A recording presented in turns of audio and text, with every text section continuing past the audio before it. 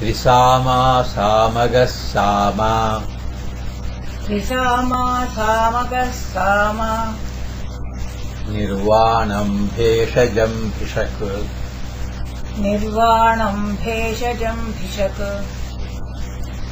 सन्न्यासकृच्छमः शान्तो सन्न्यासकृच्छमः शान्तो निष्ठा शान्तिः परायणम् निष्ठा शान्तिः परायणम्. He is particularly fond of the songs in Samaveda that praise him highly. He himself sings those songs and experiences great joy. Whoever sings those songs gets his sins nullified.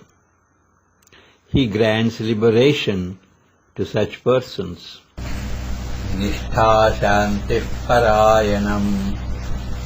Nishtha Shantih Parayanam.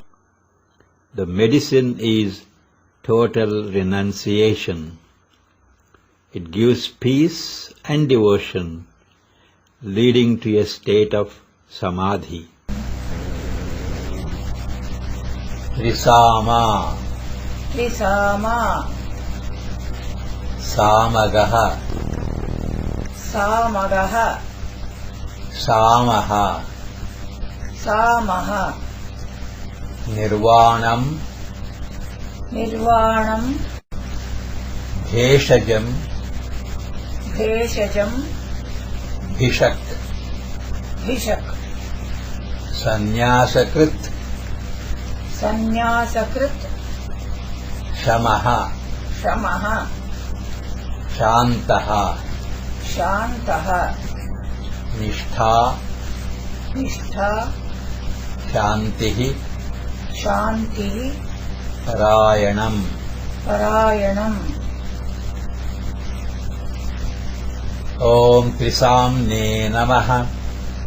ॐ त्रिसाम्ने नमः. ॐ सामगाय नमः. ॐ सामगाय नमः.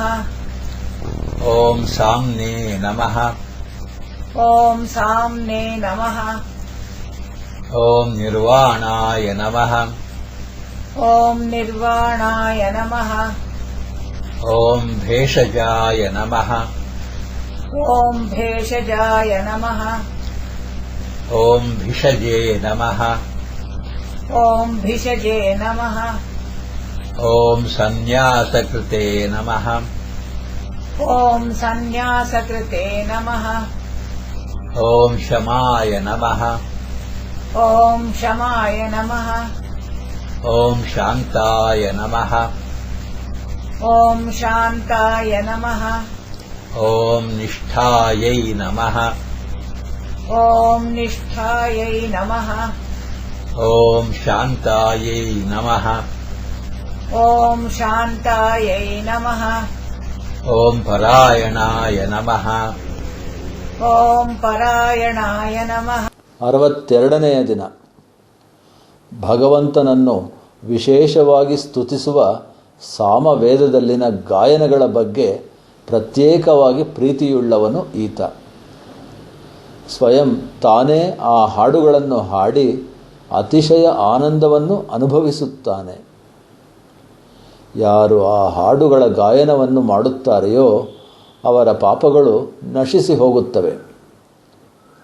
ಅಂತಹವರಿಗೆ ಈತನು ಮುಕ್ತಿಯನ್ನು ಕರುಣಿಸುತ್ತಾನೆ. ಪ್ರಾಪಂಚಿಕ ಜೀವನದ ವ್ಯಾಧಿಗಳನ್ನು ಗುಣಪಡಿಸಲು ಇರುವ ಔಷಧಗಳನ್ನು ತನ್ನ ಬಳಿ ಇರಿಸಿಕೊಂಡಿರುವ ವೈದ್ಯನಂತಹವನು ಈತ. ಸಂಪೂರ್ಣ ವೈರಾಗ್ಯವೇ ಆ ಔಷಧವಾಗಿದೆ. ಅದು ಶಾಂತಿ ಮತ್ತು ಶ್ರದ್ಧೆಯನ್ನು ದಯಪಾಲಿಸಿ ಸಮಾಧಿ ಸ್ಥಿತಿಯೆಡೆಗೆ ದಾರಿ ತೋರಿಸುತ್ತದೆ.